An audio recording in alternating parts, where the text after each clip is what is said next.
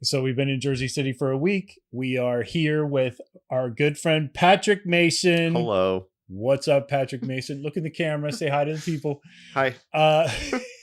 And we are doing something a little different than our normal episode. We are actually not doing an Ask a Local because we're not chasing Patrick around with a GoPro. We don't have time for that. And he's too busy. My knees hurt. He's too... And we are not doing our standard episode where Denise and I are recapping a city. Instead, we are doing Jersey City and a little touch of Hoboken here in New Jersey right now with our friend Patrick Mason. Who better to lead this episode than our guy? I'm leading it? You're leading it? Oh, yeah. This is all you. Yeah. Yeah. It's our like this is exciting. It is. This is our Ask an It's your big moment. Don't screw it up. Let's ask an expert. Bring it on. Check the mic and make sure it sound right, boys. Hey listeners, ever wonder what it would be like to blow up your comfort zone at the tender age of 50? Well, we did just that. When our last kid went off to college, we hit the road in search of a new hometown. Now we bounce from city to city and bring you along for the ride. This is the Skip Town All-Stars podcast. Welcome back, All-Stars, to another great edition of Skip Town. We have a very special presentation for you today. I'm excited that one of my best friends of all time, Patrick, is here. Say hi, Patrick. Hello. You're so subdued right now. I don't expect that. If you have been listening to our show, especially in the beginning, Patrick hasn't done it quite as often in the last 5 or 6, 7 episodes, but early in the beginning, we always mentioned Patrick because Patrick would fact check us, which we loved and appreciated, but you've been a little quiet lately. Well, I think everyone needs to know that by trade, I'm a copy editor. That is true. Right? Yeah. So he's real time correcting our grammar on the subway over to work every morning. morning. And facts too. And facts. But today we are going to stay calm, cool, and collective. And we are not going to let him get under our skin. You missed that one. I feel like I'm in a prime seat to get smacked from either side. So. No, he said collective. Okay. Calm, cool, and collective. You'll catch it when you listen to this show. Oh, okay. He's going to throw. You missed that? You left. He's going to throw Easter eggs in there. Patrick, he's going to be throwing Easter eggs in there. Calm, cool, and collective. And I'm going to see if you're going to refutate them. Collected. Oh, man. See, that was a trick. Okay. That was. Anyway. Now I'm on my game. Okay. Now you're it's on your early. game. Yes. Yeah. Now you've had one cup of coffee. Now you've entered work mode. Yeah. You know, you're one of the smartest people I know. I'm just going to say that from the outset. And the fact that you actually listen to Denise and I every week, it's like you either really love us or you really enjoy the show. It's probably the former, not the latter. I enjoy it. It's very nice. Even when you critique us, I'm so excited that you listened. I never get upset at the critiques. I'm like, he listened this week. I cannot believe Patrick listened. Like, first of all, you have a very full schedule. Yeah. And you could be listening to anything. Mm-hmm. You choose to listen to us. So it is a huge compliment. Oh, totally. He's a music expert, yes. Everything. Like he's very discerning. I can name 4 or 5 people in my life, especially from Ohio, that really had great taste in music back in the day and weren't listening to, just radio rock or whatever. Yeah. And Patrick was always one of them. So I know his music collection runs deep. It's fast. So. Yeah. Can they see those CDs? They may. I don't know if they could see the CDs. Yeah, I remember CDs. I did see those when I walked in. I don't know what to do with them.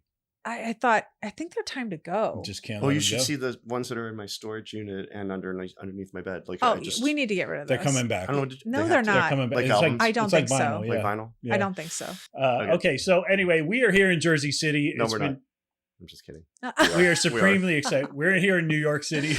No, we're not. We are not. I know. We're Jersey I City. knew you would push back on that. That's an easy fact check. New York. We know we're not in Ohio. We definitely know we're not in Ohio. So the backstory is Patrick and I went to the esteemed Youngstown State University together. Woo. Yep. It is, a lot of you don't know this, it's the Ivy of the Midwest. Yeah. And we were in what was our major? Telecommunications? Right? Which I don't think even exists anymore anywhere. No, I don't think it does. No, it's just telecommunications. Isn't telecommunications like phone operators for Newsweek magazine? Many, many years ago, I think it just meant like technology involved. Involved, yeah, it was a very clinical term, right? Yeah, exactly. So they don't have that anymore. We're communications majors together. And for those of you who are watching on YouTube, Denise has conspicuously planted Patrick's Emmys around the room. So you get to play a little bit of Where's Waldo. He's too humble to do it, but we know that they exist here in this apartment of his, and we've placed them for our viewers. How do you feel about that? A little awkward, but it's all right. Thank you, I guess, right? Yeah. I know, but nobody ever brags about themselves. Like, No. well, some people do, but that's not us though. And No, that's that's not right. you. No. So we're going to brag about Patrick for him. So Exactly. for him, for him, For him. for him. As if we're his parents. I know I yes. said for him, and For him. I had Ohio to, fur. yeah, I Yeah, had to he's an correct Ohio myself fur. for him. So you find the Emmys. You find the Emmys. Anyway, so Patrick is supremely talented. He's been living here in this area of the country for about 25 years. 5 years. Okay. So Going on 26.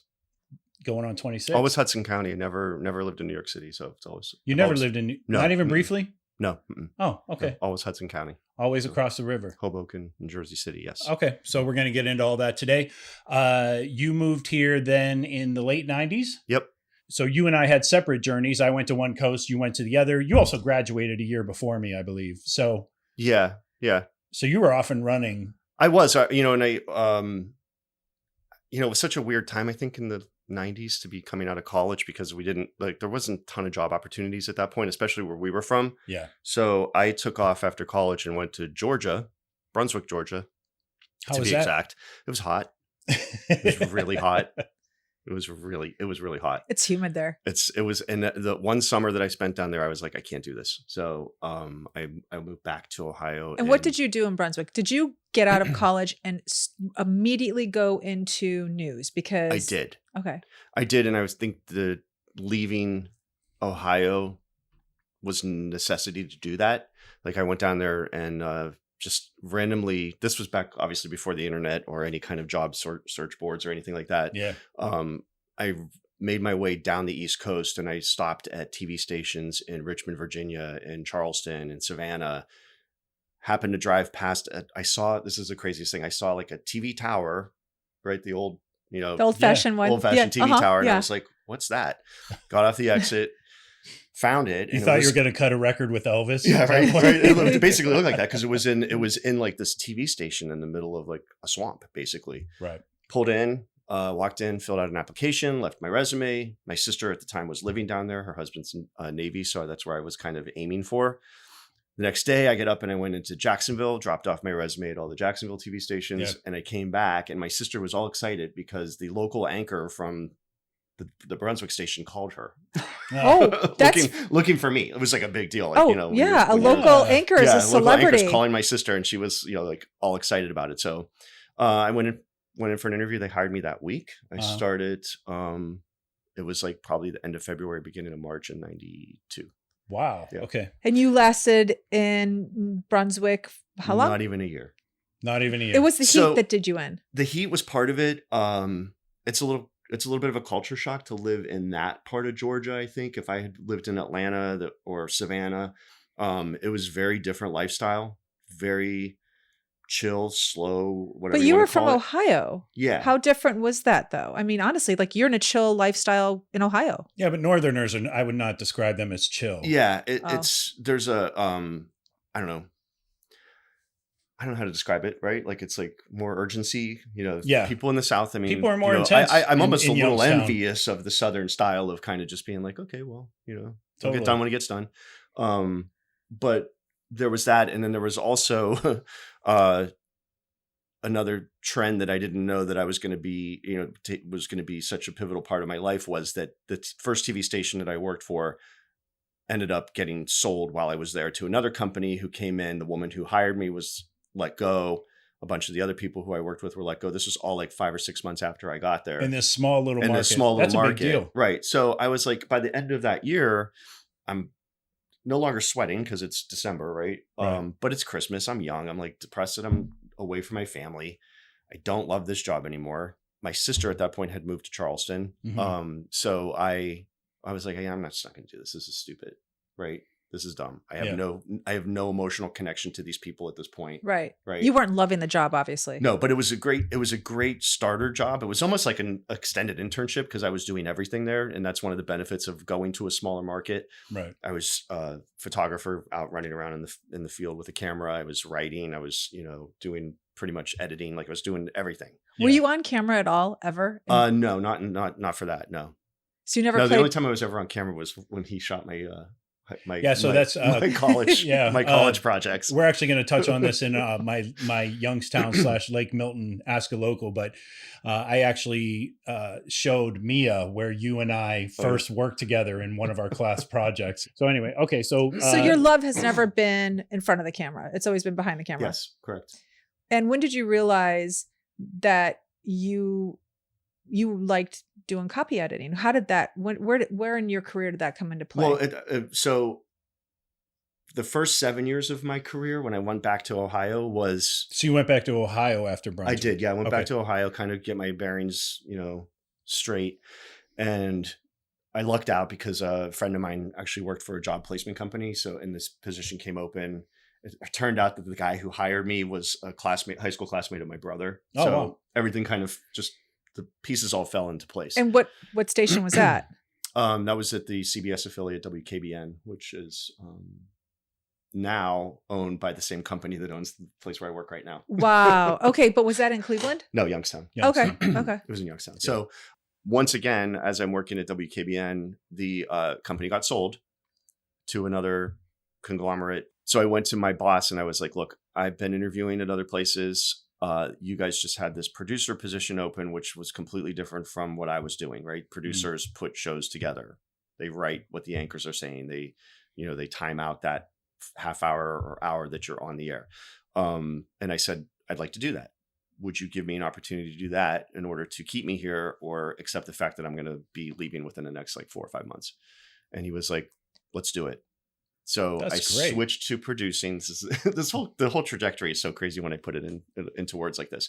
I switched to producing. A month later, that boss was let go. Oh, But you got your job. You got that job though, so they can't get rid of you. No. That wasn't. It wasn't about them letting me go. The guy who they brought in came in instantly adversarial to everyone, right? It was of like, course. it's He's got to make his mark. typical thing where, a boss is trying to make his mark. Exactly. Yeah. And so I lasted another 5 months before I ended up finding the job here in New Jersey.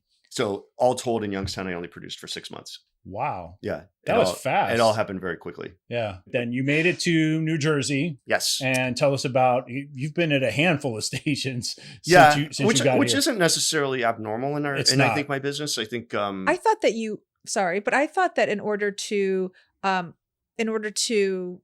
move up the ladder in your business, you have to move around. I thought that was a necessary evil. Well, is it unless I don't know. It's hard to explain, because I think it's different if you kind of I don't even want to say start because I didn't start here, but when you're here in New York, the pinnacle of media, right?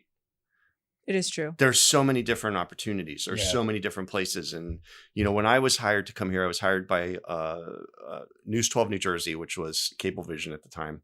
I don't know if it's still. Oh, Cablevision. Yeah, remember Cablevision? Yeah. Wow. All right. So, and it was a 24-hour news channel for the state of New Jersey. You just dated all of us. Go ahead. That job opportunity came up and I jumped at it, moved out here. It was end of March, beginning of April, 1998. 1998. Yeah. Okay. Because I was in, this is how it went. My brother and I were going to Ireland. We were walking out the door. My dad was taking us to the airport and the phone rang and it was the guy who ended up hiring me at News 12 New Jersey. He was like, hey, I just got your resume. And I was like, I'm walking out to go to Europe. But I can but cancel. I said, I was like, look, I don't expect you to hold the job for me. Little did I know at that time Right. that the process of filling jobs in television doesn't happen Yeah, it takes a minute. overnight. It's months. Yeah. So I was like, can I call you when I get back? And he's like, absolutely. Called him when I got back. That was on a Monday. On Friday, I drove to New Jersey for an interview after I worked the morning show in Youngstown. Right. This is what you could do when you were young. Right? Right. Of course. Had my interview. They put me in a hotel. I stayed an extra day and drove back. And then they called me 2 days later and offered me the job. Nice. So that was all. That happened much sooner than a month. Oh yeah, it was all very quick. So I was out here. So that happened in March. So it was like April when I finally kind of relocated everything here. Right on. I opted to stay in Hoboken because my job at that time was in Edison, New Jersey. Right. So I was like, well, I'm not going to move into the city where half of them, like half of that group lived in Hoboken, the other half lived in the city, Right. or Brooklyn. Yeah.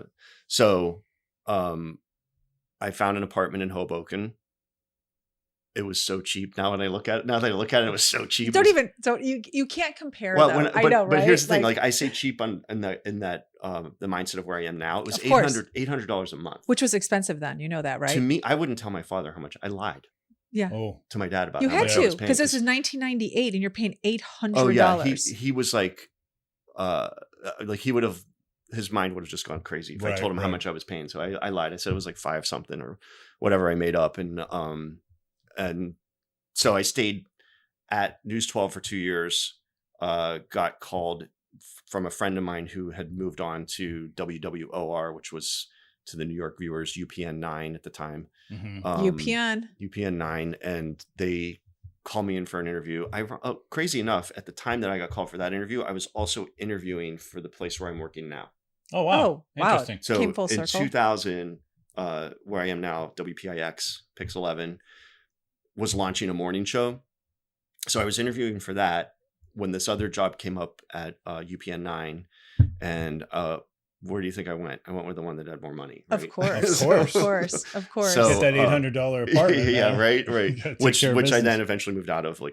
Everything kind of. But UPN 9 was also still in New Jersey. Oh, so you still did not have to go into New York. So I still had no reason to go into New York, into Manhattan, other than to go out, right? To do things with my friends. So I stayed in Hoboken, and eventually UPN 9 in New York got bought by Fox. Mm-hmm. Fox became a Fox O&O, as we call it, owned and operated. Fox then pulled me out of Jersey and took me into Manhattan, where I was for 7 years at Fox 5 in New York. So all told, with between UPN 9 and Fox 5 was 14 years. Wow. Okay, so that's the bulk of your career so far. Yeah. Okay, but I find it really fascinating that basically right out of college, I mean, let's just say you worked at that Youngstown station a year and a half out of college, 2 years out of college, and you are in Manhattan 5 years later. That seems very fast-tracked. That doesn't seem normal because most people in news have to go to little markets. New York is the biggest market, right? Isn't it New York or is it LA? So I would say now it's New York. What I would say now that I'm here for as long as I've been, and now that I'm actually a hiring manager, mm-hmm. it's not that off the mark. It really isn't. Really? No. Because I think it's really just about how you do in an interview, right? How you present yourself. I mean, you can have 2 years of experience. I hired somebody recently that had a year and a half of experience in Albany, right?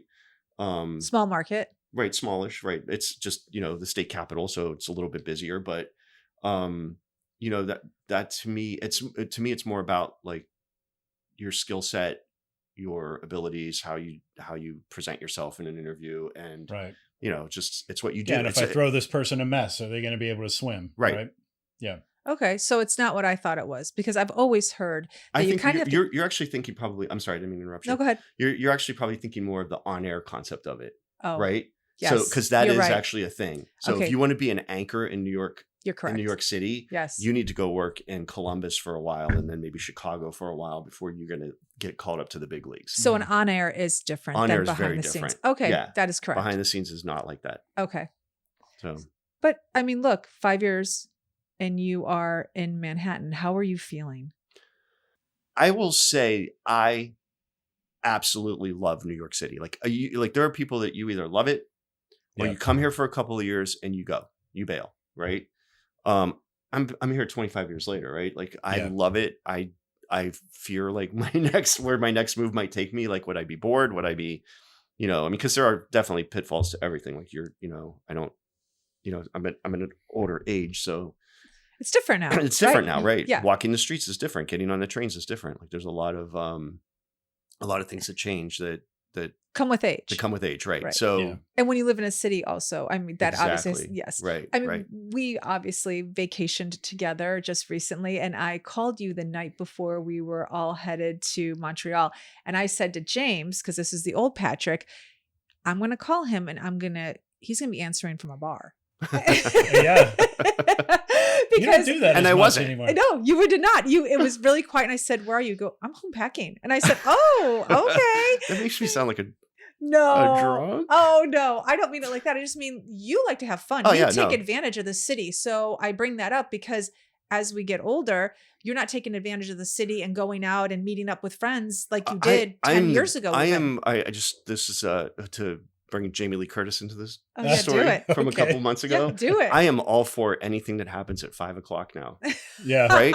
Give me a concert that starts at 5 and is over at 8, and I will be there. Oh, that's Right? awesome. Happy hours, Come- yeah, amazing. I was going to say it's Amazing. merged more instead of let's meet for drinks to let's meet for dinner. Yes, Yeah. yes, exactly. And then everybody be home by 9:30. Yeah. So, okay. So you're still working in Manhattan. I mean, let's get to present day. So Yeah. but let's highlight some of the places you've worked. So you were at Fox. Fox. You were at Good Morning America. Well, I left Fox to go to Al Jazeera America when it was on the air. Correct. So Yeah. that lasted for 2 years before that folded. And then I went to Good Morning America for the 2 years that I spent there, which is where the Emmys are from. I love it. I love the Which hand- I like to point I love out. the hand that- gesture. I like to point out that was a full team effort. That was an amazing team. I absolutely loved that job.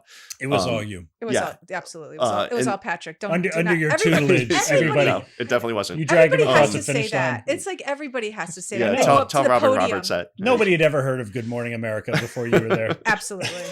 Anyway, I left that job because the position that I took at my current job was a management job, and it took me back into the fold of local news, which over the course of time I kind of realized is maybe my forte, right? Yeah. It might just be Nice. my strength. Okay. I actually appreciate what local news does. I'll watch in any city that I visit.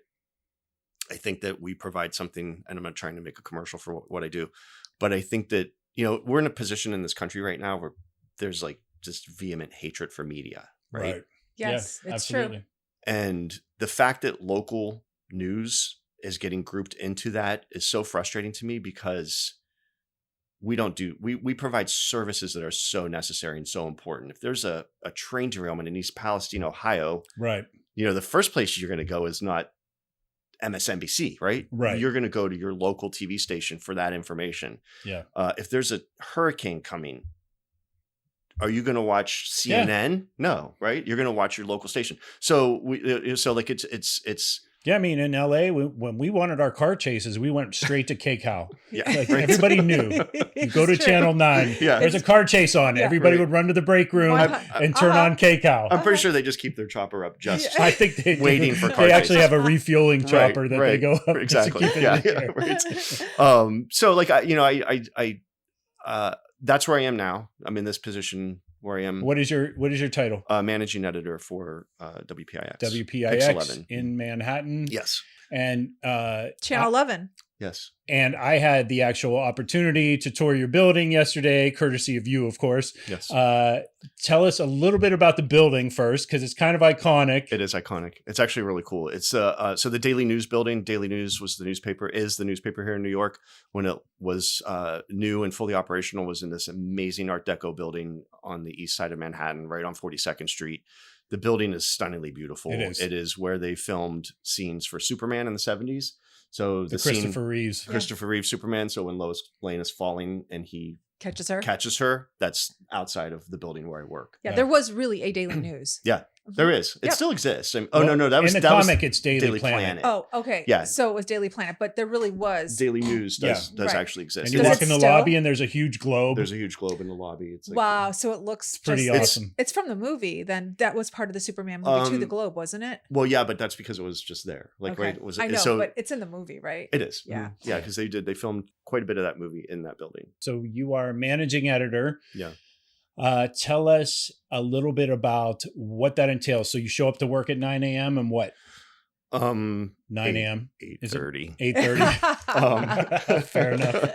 I'm just involved in the morning editorial process with my team of other managers and kind of deciding our trajectory of the day, like what stories we're going to cover, what's important, what which reporter's the best fit for some story that we like, or who we probably should keep away from certain stories. But in the end, like I kind of launch the day of what we're going to cover, and then I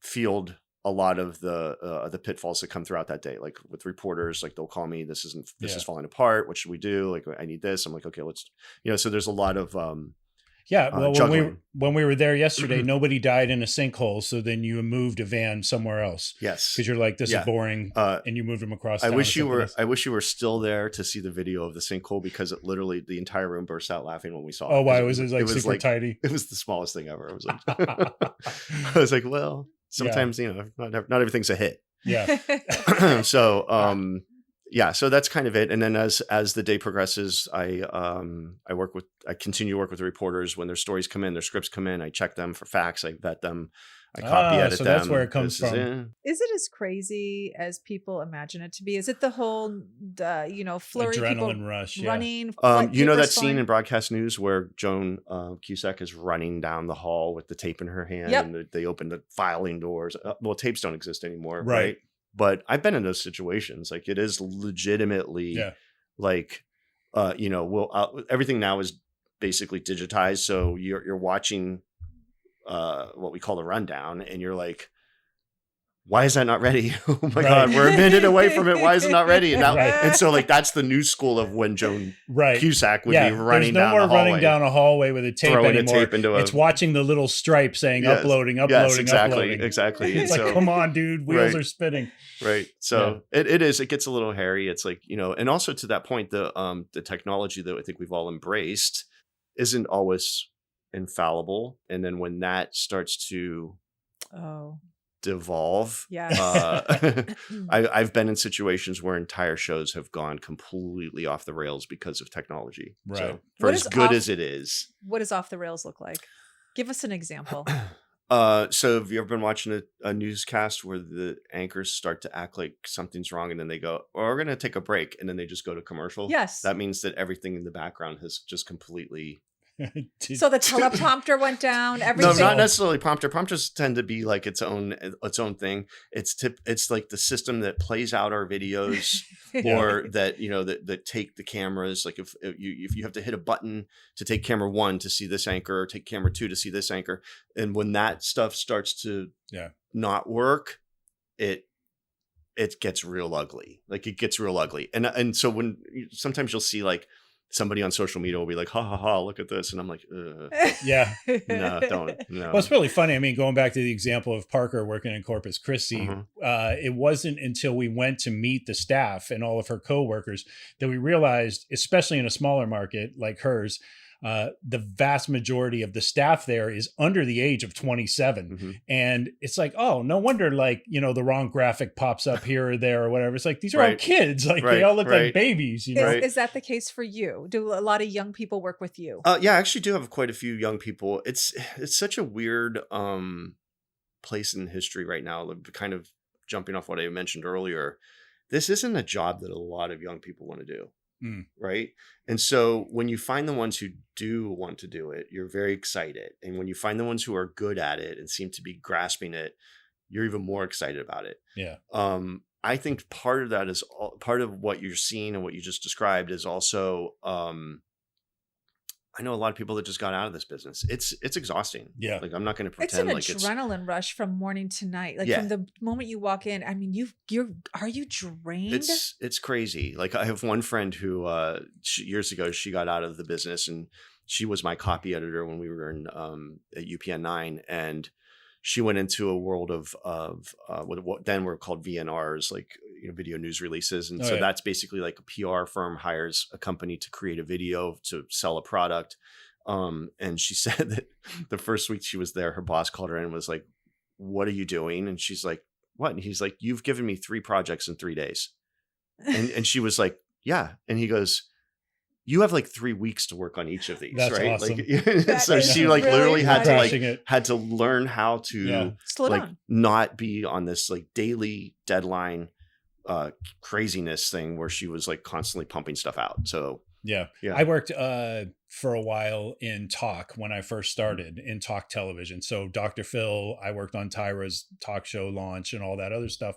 And eventually I decided talk is not for me. I love the adrenaline rush, but sometimes the environment was so not really chaotic. It just why I think the chaos and the exhaustion can feed into a toxic environment sometimes. And I'm not saying either of those shows were, one of them was, but Okay. A or B. Yeah. A or B. One of them was and the other one wasn't. But ultimately I found as I'm talking with people who work on these shows, like several of them had worked in news at some point, and now we're working in this environment. And they're like, for as bad as this is, it's still better than news. Yeah. So for wherever they had come from or whatever their experiences were. So typically, I think a lot of those productions were done by the same company. So they probably pulled people over. Or people saw those opportunities and jumped. And back to the toxic comment, it's probably good to point out that despite some of the recent high profile embarrassments for hosts, it's not always the host that's toxic.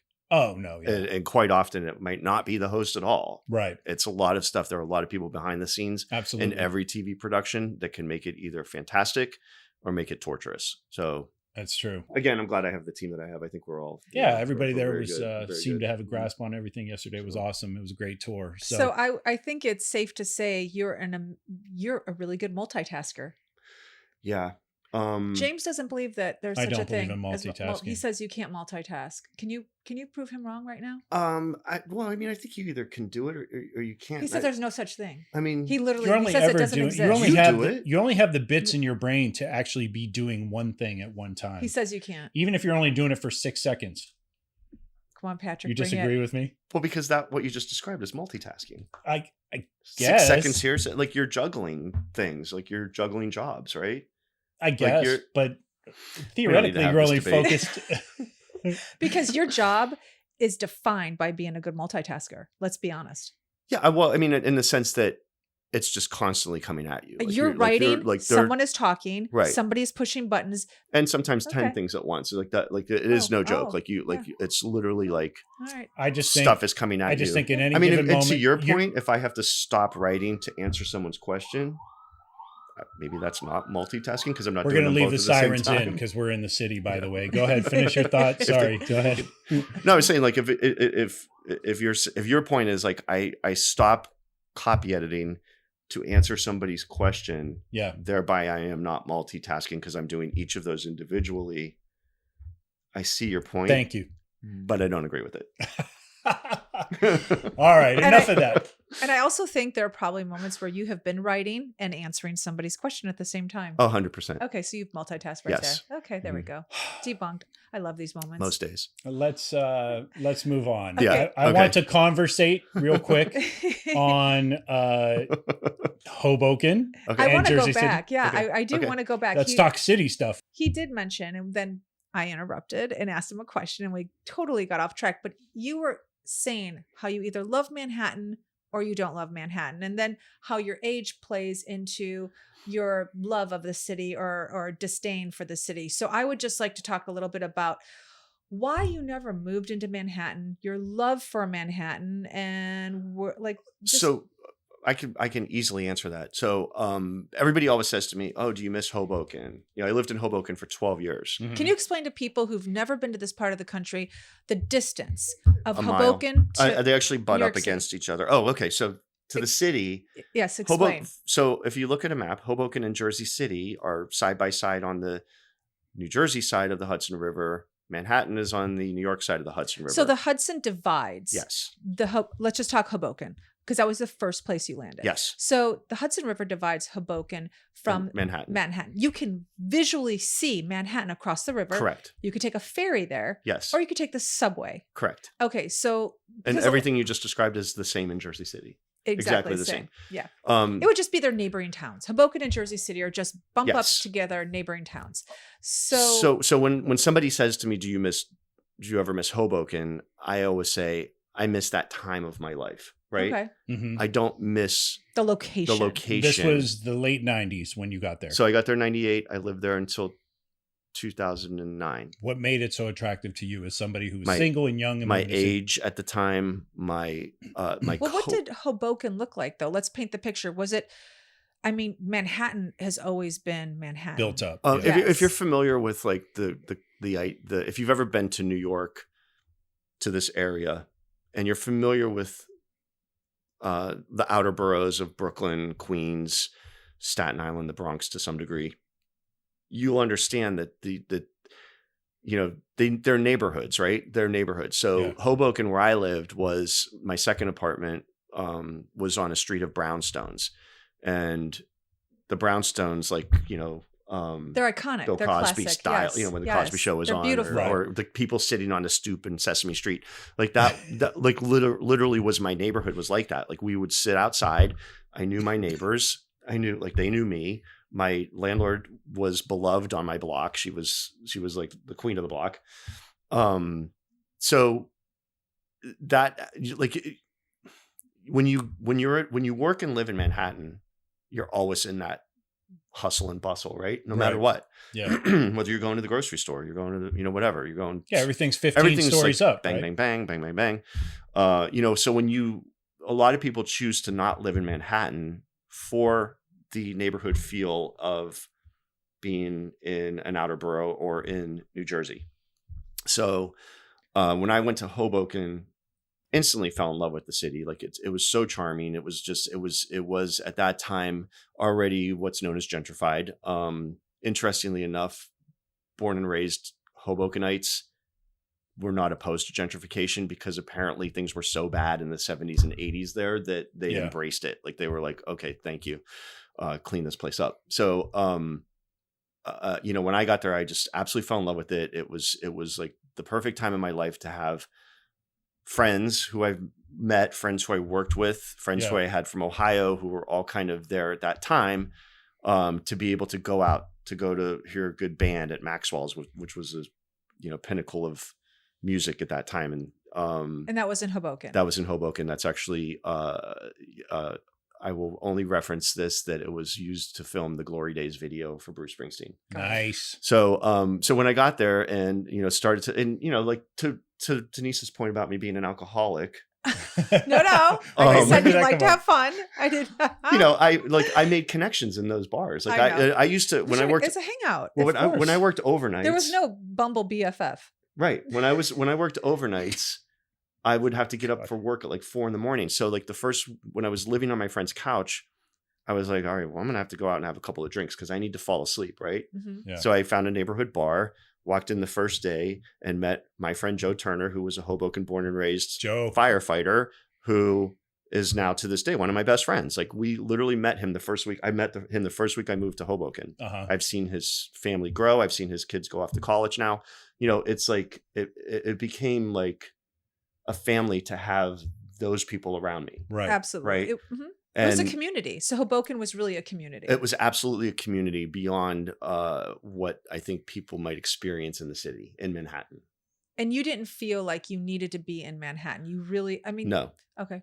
Is it anything like LA where for many years, if you said you lived in the Valley or you had an 818 area code, people would roll their eyes. Yeah. They would say, always had something to say.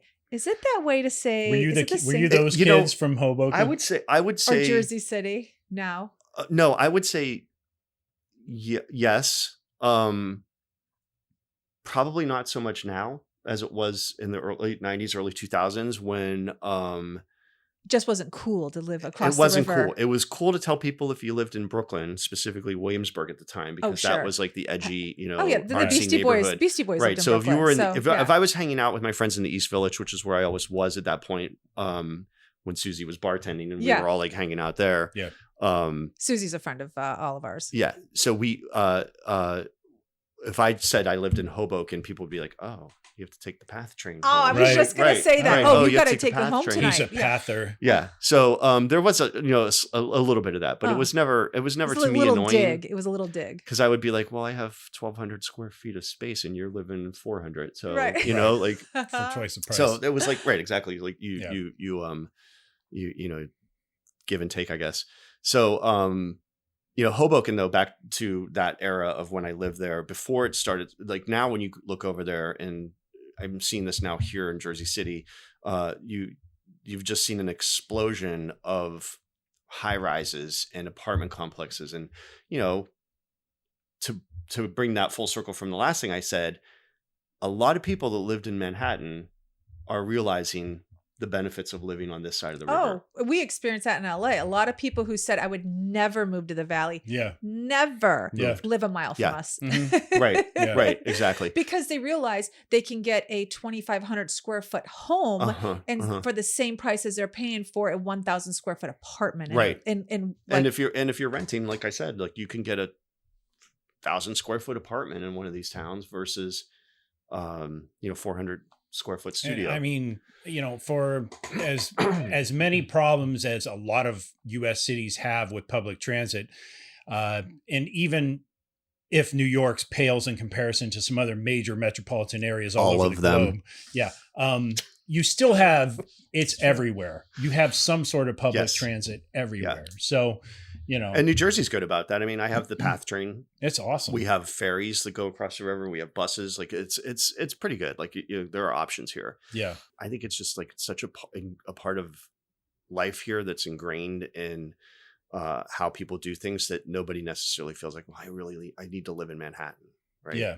Unless you're like 21, right? Yeah. Yeah. But I think you were young and you didn't feel that way, but I wasn't that young, but no, like, I think that there's plenty of young people who are living in Jersey City, Hoboken, Brooklyn, Queens, now Long Island City is like hot.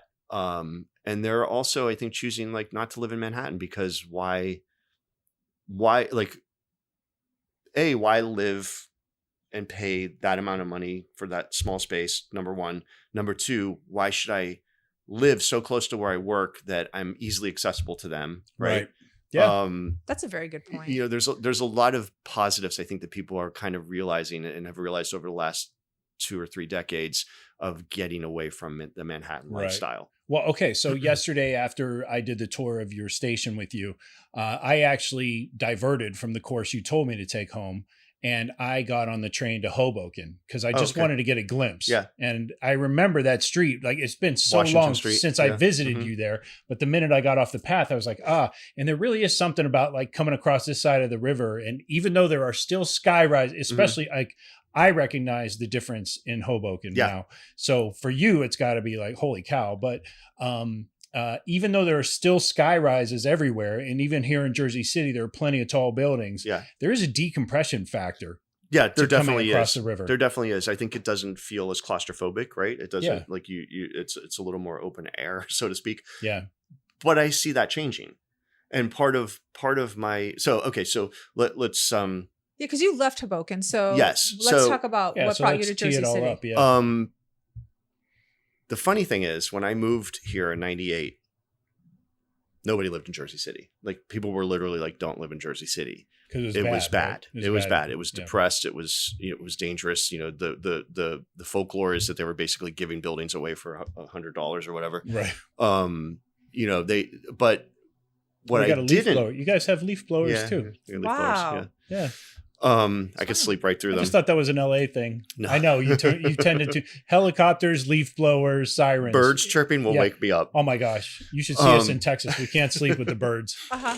Birds chirping, wake up Patrick, but everything else puts him right to lullabies. Sirens are lullabies. Yeah. We're going to ignore the garbage leaf blower. trucks. Go on. So what I didn't know at the time was that there was this really cool artist enclave. To hipsters? Yeah. Yeah. Right? I didn't know that was happening here. Oh. There's they always make the rent go up. Hipsters are the Eventually, worst. yeah. Hipsters are the worst. It's the first They sign wear of a their- changing time. Yeah. Literally, they Right. wear their $300 tennis shoes. Silver Lake. Yeah. Then all I of don't a think sudden, actually. I think I will say I have to say I think that the LA concept of hipster and the New York concept of Very different. hipster are very different. They are very I different. don't think that the hipsters in New York are coming from money. Not all of them. I mean, I think here they don't drive Range Rovers. if there were hipsters in New York City in the 90s that had money, they were living in the East Village. Mhm. They weren't choosing to live in Jersey So they're City. true artists. This was like, so there was a factory building that was here that I'm so mad that I missed out on it. It turned into this like artist mecca. It's like the Andy Warhol factory. Yes. Mhm. No, it kind of felt like Yeah. the way it's described, it kind Right. of felt like the 90s, early 2000s version of that. Yeah.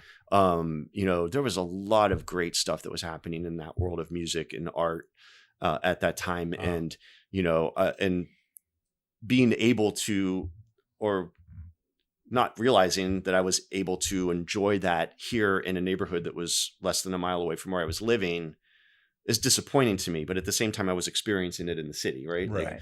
But so back to the point of not knowing that this was going on in 2001, my friends Matthew and Stephanie were moving from Ohio. Yeah. Stephanie went to Ursuline, so Youngstown connection, and her husband Matthew. Mhm. Shout out. Yeah, they were moving here, and Matthew came and stayed with me in Jersey City. I drove him around like Weehawken and Hoboken. I'm sorry, he stayed with me in Hoboken. I drove him to Weehawken and other neighborhoods where we were kind of looking at places. And he calls me like a week later, and he's like, "Oh, we found a place in Jersey City." And I said, "What?" And he's like, "Yeah, it's in Paulus Hook, which is the neighborhood you're in right now." Yeah. He's like, "Yeah, it's really nice. It's a brownstone." And I was like, Don't do it. I'm like, great.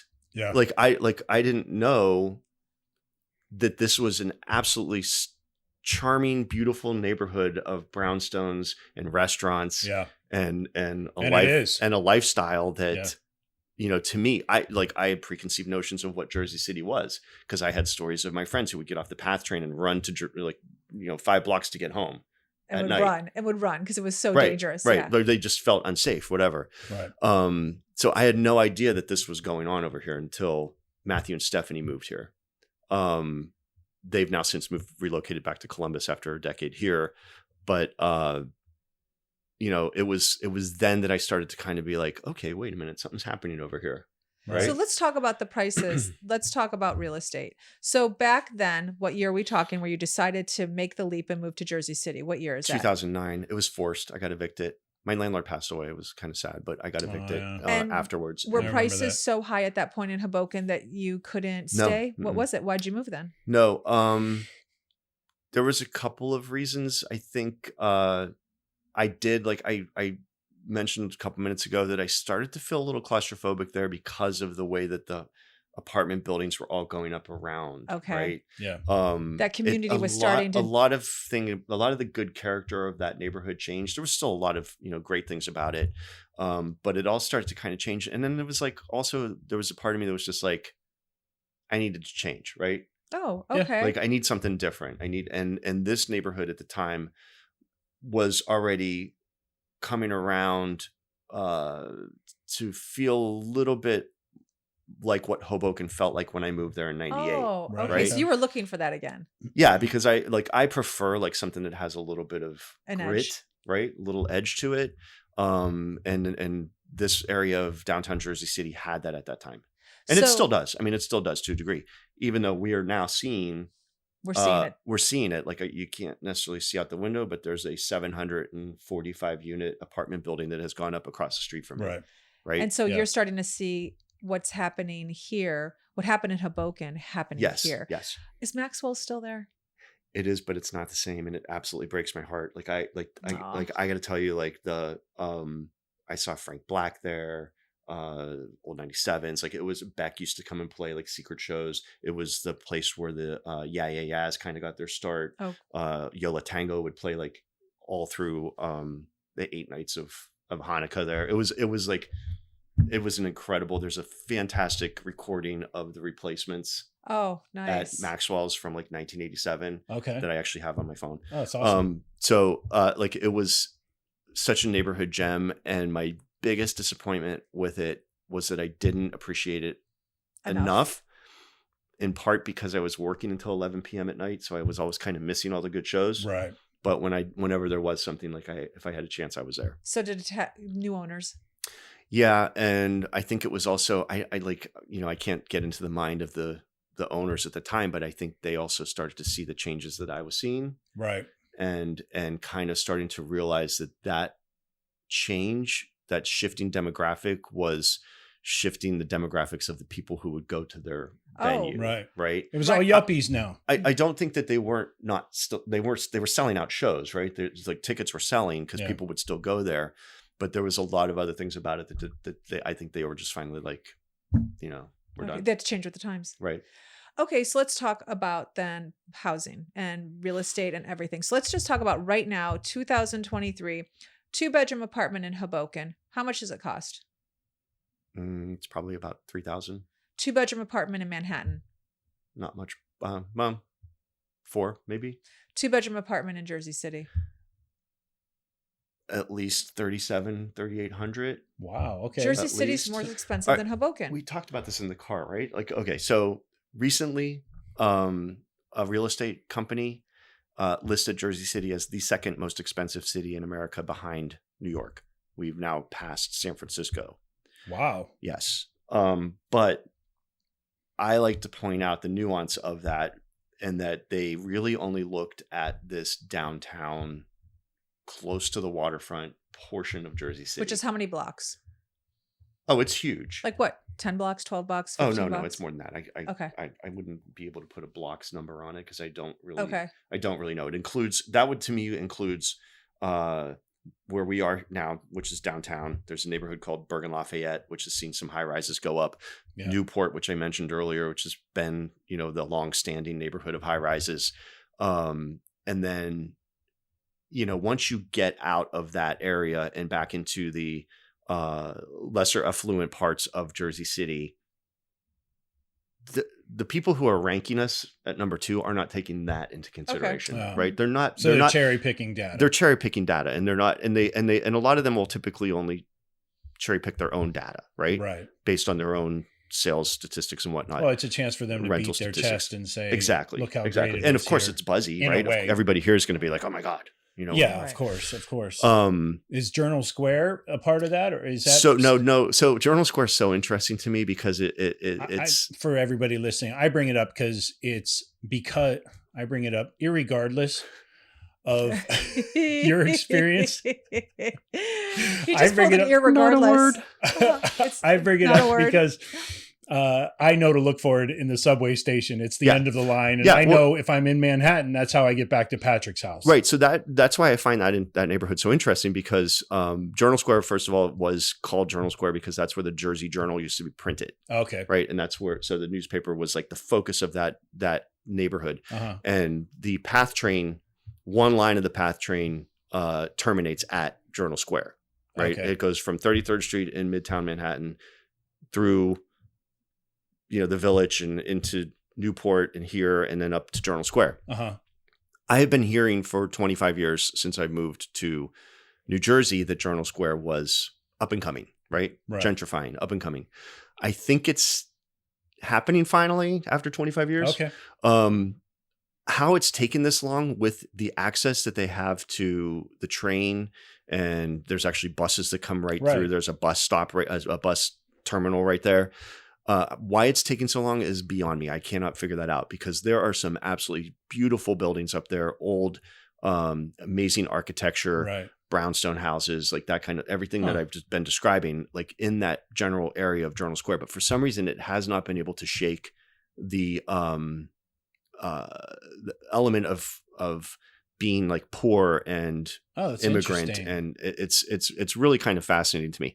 And I actually would almost argue that that's okay, right? Like if you guys had more time here, like there's a neighborhood right off of Journal Square that's called Little India that's supposedly has the most amazing Indian food, because it's sounds like we're going to miss out. Right. We're going to miss out. We're coming back. Jersey City is the number 1 largest city in America for diversity, most diverse large city in America. Is that right? I believe that. I mean, Yeah. you walk outside and you're hard pressed to find 5 white people Right. together. I mean, it's Asian. When you consider That's a the good mix. population, It is a really good mix. Yeah. and what does that then lead to? Fantastic restaurants. Oh yeah, for Yeah. sure. Right? Yeah. Like you literally, like you they're can go anywhere. anywhere. Like Yeah. the It's food insane. in this Walkable town. streets. Yes. The food in Super this safe town. around here. Yeah. But the food. He's talking about the food. Right. Oh, I I know. can't say. I'm pointing out all the, for all intensive purposes. Yeah. Intensive. This is great. I'm pointing out all the good stuff. For all the intensive purposes. It's safety. No, but it's to back to the Journal Square neighborhood. You have a huge melting pot of cultures in that neighborhood, and so as much as I think like, why hasn't this exploded? And I mean that in a good way, obviously. I also think like, this is so great. Don't ever change it. Don't ever change it. Right. Like, don't ever shake up this little microcosm of diversity. No, it's cool. I mean, it feels like an extension of New York City. yeah. Mhm. The difference being that, it's great. I mean, whenever I have gotten up here, gone downstairs to get coffee in the morning. First off, the coffee game here is amazing. Yeah, I found I like told you. 5 great coffee Yeah. shops. You did not lie. And so that's fantastic. But it's just interesting in this environment to see people pushing strollers for 20 minutes in the morning, getting all their little kiddies off to school. And then all of a sudden you got the business type or everybody running to the path or whatever to get over into the city. It's cool. It's got a great vibe. It's got the same heartbeat as the big city with kind of not all the BS, Right. I mean, No tourists. Well, I shouldn't say no tourists. There are tourists here. We're tourists here. I've seen other people walking around with maps on their phones, looking at where they're going and all that other stuff. It's just, it's not Times Square here. No. right. And that's a great thing. One thing I want to mention is we keep talking about and referencing the path, which is their transportation. It's a train that takes you from Jersey City and Hoboken to Manhattan. It's very easy to find. The stations are everywhere. You can also download the app, and a ride from a path station could take you 15 minutes at the least, right? Or 30 at the most. It's pretty incredible. Yeah. It's very quick. And it's actually, I have a love-hate relationship with it. I'm sure. As I get do with most we mass get transit. we get to experience it You sort know of what? fanciful, and you have to deal with it. I deal with it every day. I And- lived in a city that had no mass transit for 25 years. So Sure. I love this. Yeah. I love Oh, this. no. We love the It's- fact that you can, like, within 10 minutes, it's you can be on a incredible. train, and another 20 minutes plus, you're in New York City. Yeah, no, That's I don't pretty- take that for I granted. find no problems with I don't it. take that for granted at all. But as somebody who the path system, as good as it is, because I will say it is good, hasn't necessarily grown Oh gosh. Okay. Has with the any, buildings. I know. Has With the- any mass transit in the country? I mean, and it's easy for for San somebody. Francisco bloomed like crazy, Yes. and they still have their the same BART that's running, exactly. that's been running the same way. Yeah. And they're trying to make improvements. They just recently extended some cars, and they're building out down here at Exchange Place, which is one of the train stations that I go to, to kind of extend platforms and add more trains, because I think they're now realizing it. But it's a slow growth, and it's it's not an easy thing to fix a system that's been around for 100+ years, right? And I think people who don't live on this side of the country or have never been over here, they don't realize the subway goes underneath or through the Hudson River. Yeah. That to There's me, that. That's actually what the TH stands for. Trans is Hudson. that what it is? Port Authority Trans Hudson. When I'm on that train, all I keep thinking is I'm underground. I'm in the water. Does it I'm make you literally panic? in the water a tiny bit, Yeah. because how does it not have a leak? Who says it doesn't? I know, right?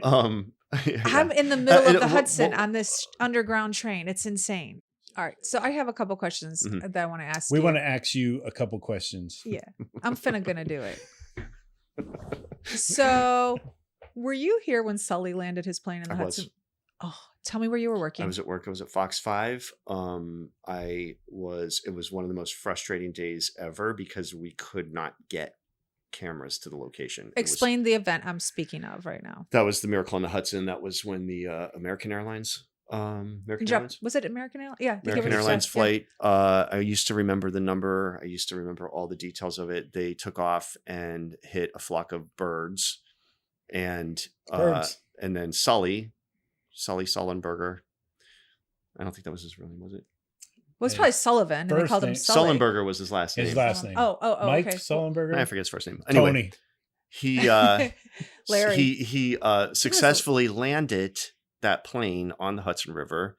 Anybody who's familiar with it knows just the iconic image of that plane just floating down the river and people standing on the wings, and everybody survived. And What was it like in the newsroom? chaos, pure and utter chaos. Why could you not get a camera there? Well, We were specifically because let's face it, this was the side of 9/11. So was there? I'm sure there were people who weren't watching the news all of a sudden saw this plane. Well, yeah. So I think there was definitely, an element of panic for people who saw it on the west side. My station at the time, Fox, where I worked, was on the east side of Manhattan. Oh.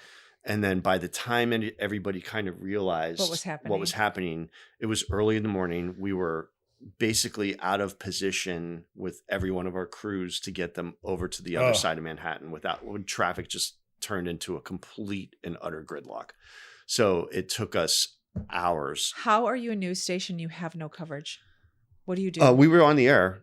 We were on the air with like traffic cameras and what roof cameras we could get, and eventually, things kind of started to fall into place. But it did.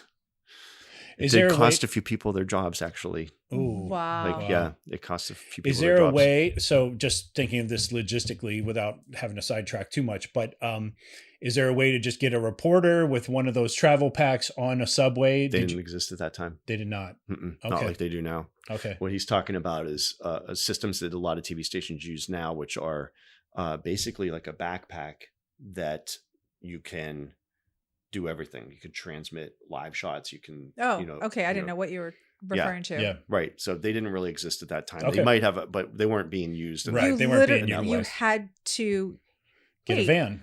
I was going to say you had to get the van. You had to. Microwave truck or satellite truck. Oh my gosh! You couldn't even get the subway with a transmitter or anything. You needed a van. No. Right. So if there's traffic everywhere, you cannot get there. That's exactly what happened. So it was just one of those situations where we were just poorly positioned, and we weren't the only ones. Like other stations struggled as well. It was just it's the interesting thing about news and breaking news is you're really only as good as how you react and how your team is right. And 100%. In that case, we tried. Everybody was trying to get where they needed to be, and it just wasn't happening. Right. But we recovered. But the first couple hours of that day were pure and utter chaos. I'm sorry. And we were seeing a lot of pictures were coming in. There were things. There was enough that kept us on the air, and we were able to give it the coverage that it deserved. But it was frustrating. So, honey, it's okay. He's done all right. I he's recovered. He's a managing editor now. It is true. I am feeling bad for you. He survived, right now. honey. I know. She just goes, "I'm so sorry." Like, as this Emmy sits behind me, I know. I'm so sorry that you had a boo-boo. Perhaps I was only lucky because I wasn't at a level of management when that was all going down. Maybe I would have been the one to lose my job, but it was, right. It was what it was. Right. We want to talk about 9/11 a little bit because a lot of things changed after that time. Yeah, I meat obviously the whole country changed, right? It changed America. Yeah. Where were you? Were you working? No, I was at the time I was working at UPN 9 in New Jersey. Mm-hmm. But I was off. I think you guys might remember I was supposed to fly to LA to visit you the next day. That's right. I had a flight for JetBlue, which had just launched on September 12th. That is right. And I was off. I took the whole week off for vacation, and I was flying out there to stay with you guys. Yeah. I think I remember asking you, "Are you still coming tomorrow?" And I remember you. Now that you bring that up, I remember walking. you. Were you living in Jersey City? I was Hoboken. My brother called and woke me up. Obviously, like the rest of America, we were all confused about what was going on. Sure. And I was like, damn it, I'm supposed to be on vacation. And then the second plane hit, and I said, I got to go. Could you see the smoke from Hoboken? Not from my apartment. I could see it when I was driving out. And I made my way to Secaucus, New Jersey, where my station was, and basically kind of lived there for the next 7 or 8 days. Wow. But, I don't want to dwell on that because that's obviously very, very depressing incident in American history. But it's hard to talk about where I am now and where I live and where this city is Jersey City, Hoboken, Manhattan, all of it, without acknowledging how that incident changed the way people live, right? It was something none of us ever could have expected or thought would ever happen. Yeah. You have people who, like, all of these cities around here that just, were impacted in some way or another. Like, there were residents who were in those buildings, or, there were, people who were firefighters that, went over there, whatever. But it kind of, I kind of think of my life in this New York era of pre and post. What was pre 9/11 for you then? Pre What did it look 9/11 was freewheeling, right? Like, it was fun. Like, we were hanging out in the East Village. I would roll home at 6 a.m. I think I could safely say that now. It was fun. There was a vibe to it. And I will say that after, a lot of that still existed, and a lot of good came from post 9/11 in the world of arts and music and growth, right? There's always, whenever an area recovers from some sort of tragedy or incident, catastrophic event, sure, right? You're going to have growth that comes from that, right? And I think that was a lot of what had to do with the exponential growth of Hoboken at the time, because a lot of people wanted out of Manhattan, right? A lot of people were like, you start looking at how that went down and thinking, like, how would I get off of this island if I had to? And so there were people that were just very uneasy about it. Oh, I could see that. I knew people in the Hoboken side that were like, have to this day never gone back into Manhattan. Is that right? Yeah. Like, it's wow. because they don't the need anxiety to. of that still right. persists. Yeah. I mean, it did. Wow. It persists, I think, obviously, especially because some of them were people who were near everything that went down. Right. So, it did create this kind of shift to the west side of the river, which then I think is what led to what we see now of all the pop up of, big high rises and apartments that needed to be built to accommodate that. Right. Or, it's just all about money at the end. Like, if the developers see dollar signs, opportunities sure. to get more money, they're going to build to, if you build it, they will come kind of concept. Yeah. Right. Yeah. Totally. So, it did kind of change just the way people kind of live their lives at that point. How do people talk about 9/11? Here we are. How many years now? 22. 22. I said, 20, because we just had our 22nd anniversary 5 days ago. Yeah.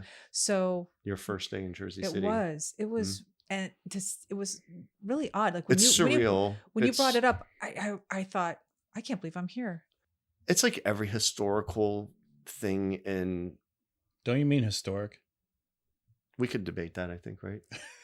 Don't we have this conversation once before? We did. Every historic event in American history has that initial years following where it's like so devoted to remembrance and whatnot. And I feel like that's faded a lot. I mean, we still have nonstop coverage in the morning of the memorial ceremony. And, it's people don't talk about it. I was going to say, outside though, the actual day of 9/11, is there any talk about it?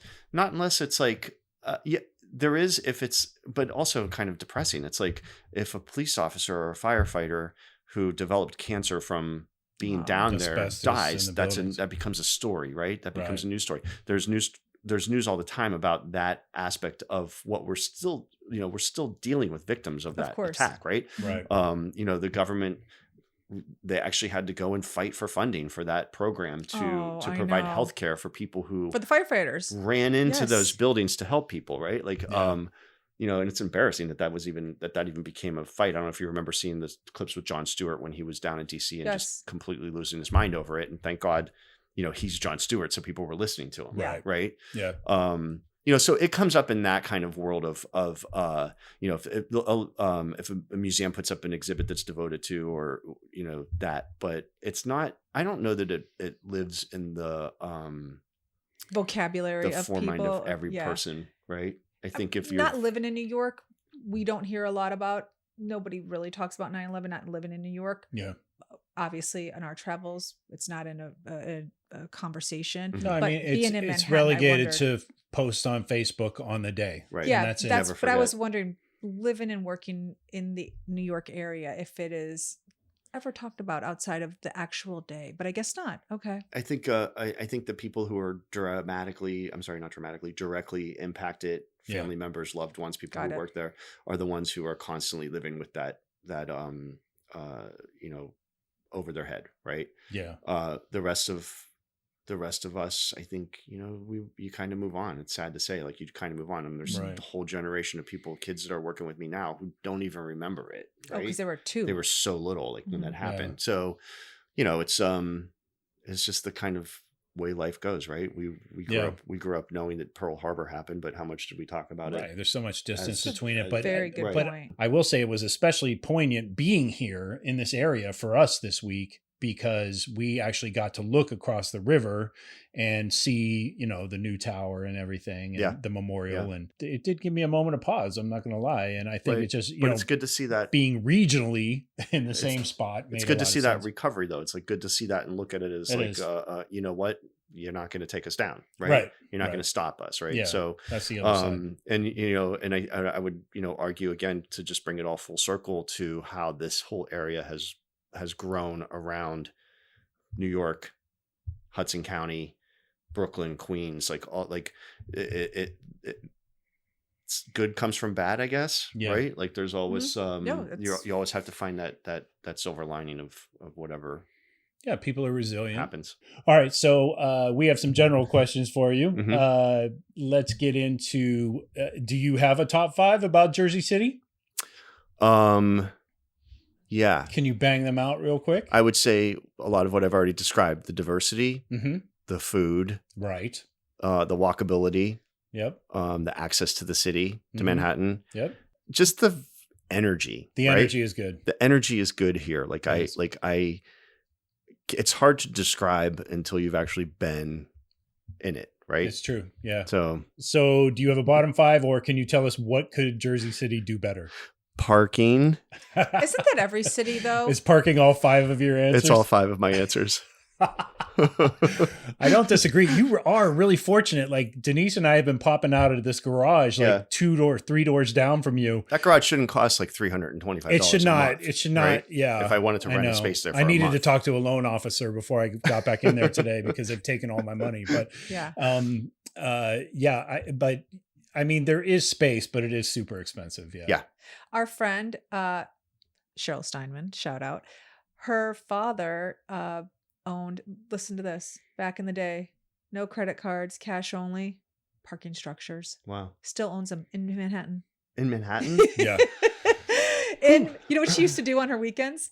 Go with him to work and count the money for him. Wow. Isn't that crazy? Oh my God. It Yeah. must have been What an rich. education that was. Right? Yeah, yeah. Isn't that crazy? It's like, here I Isn't am it- counting all dad's money. Yeah, right. I remember meeting her and I said, "What does your family do?" And she goes, "Oh, we own parking garages." And I said, "Where?" She goes, "Manhattan." I Oh, was that's like, awesome. Yeah. "Oh, Hey, God bless that's him. Brilliant. Right. Nobody in That's the brilliant. nobody in the family wants for anything as long as grandpa's on the case. Yeah. Right, You know right. what I mean? And it's like, it honestly, who would have thought? I said to James, who had the foresight to think parking? Yeah. Like, who thought that you were going to need parking? It's Right. so basic. Like when you think about, it's the most, sometimes the most Obvious. successful Mhm. careers or successful ideas are the most obvious. You're Right. right. Yeah. Right. But I mean, now it's like a consideration for anybody who lives in a major city in the United States. It's Yeah. something you think about before you agree to make plans with people. Oh, if is you're there parking? driving a car, Oh, all the time. Is Well, there parking? I you actually, don't when have to worry about that. when I moved over here and I was looking at apartments, I was looking for ones with parking spaces, but then this one came through and it didn't have one. That's why I'm on the street. Right. But then I was like, you know what?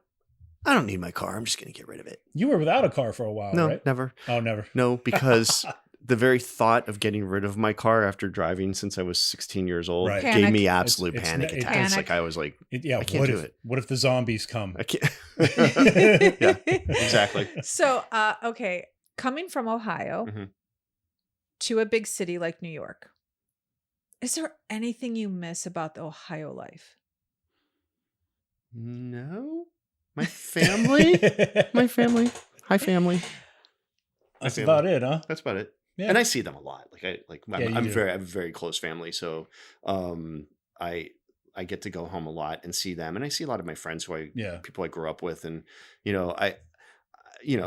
I have no ill will towards Ohio, right? Like, No, I of think we course. grew up in a time when you guys touched on this in your previous episodes, like it's depressed and it hasn't fully recovered. And, you know, a lot of people, they're still there.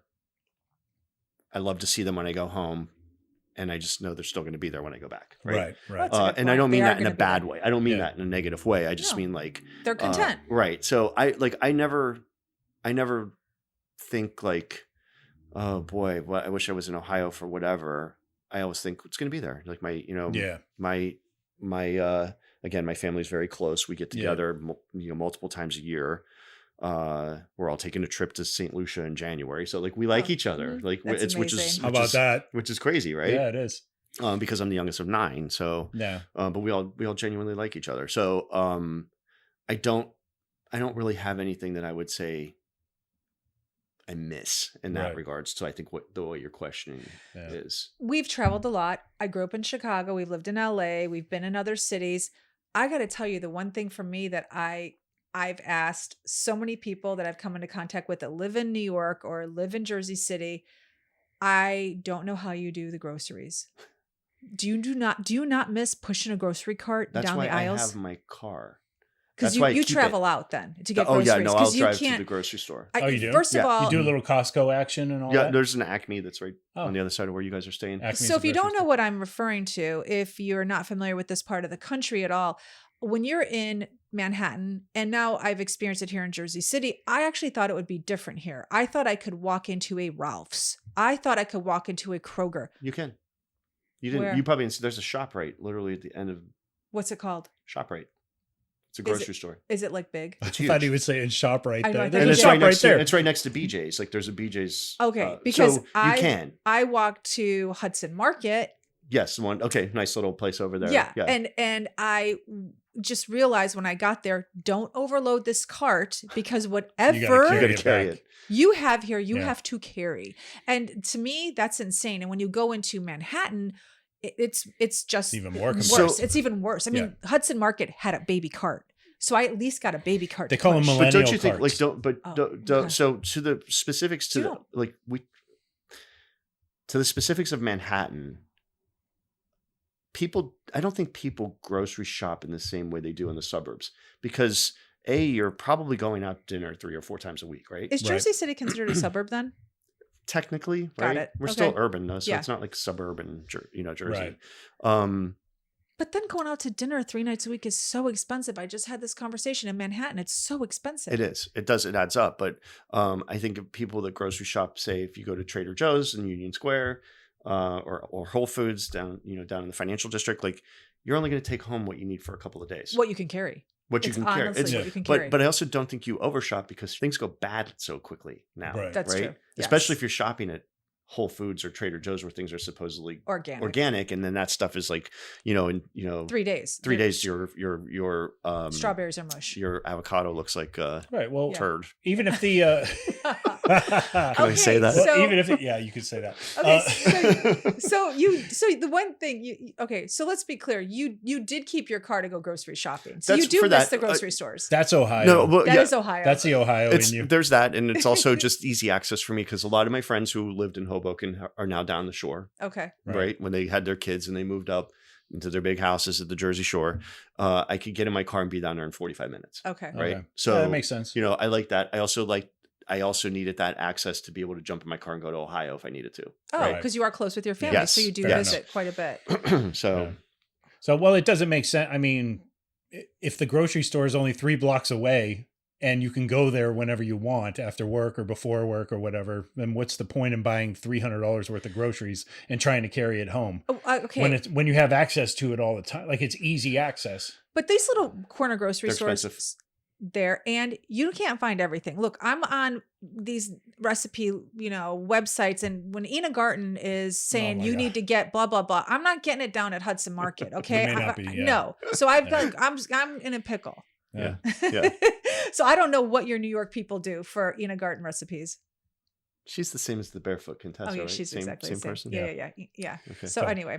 All right. So final question, Jersey City, are you ride or die? What's your deal? Can you skip town? Are you going somewhere eventually when you retire? Are you going to work in Manhattan until you fall over? Yeah. Right. What's happening?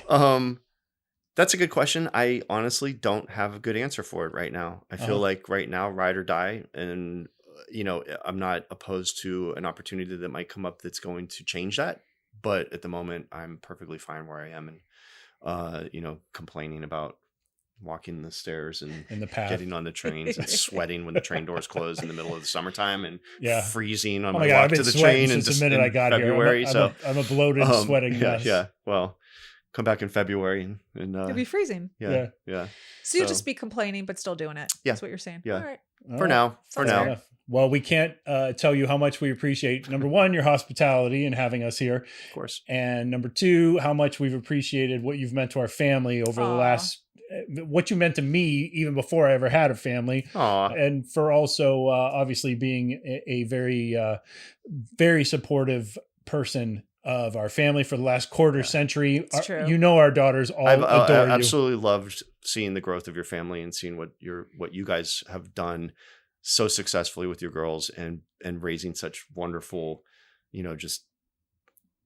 just amazing women, right? Thank you. You've absolutely, I don't know how you did that. I'm going to say, I don't know how I did that. But seriously, like it's such a pleasure to be part of your lives and to see that. And it means a lot. It means a lot to me. Thank you so much. Same. So if you're around Jersey City and you see our guy, Patrick, you better say hello. Pony up for a little Makers and Ginger or an espresso martini. Espresso martini. Espresso martini. Sorry, I just had to squeeze one more in there. That's going to wrap up this episode from Jersey City. Take them out, Patrick.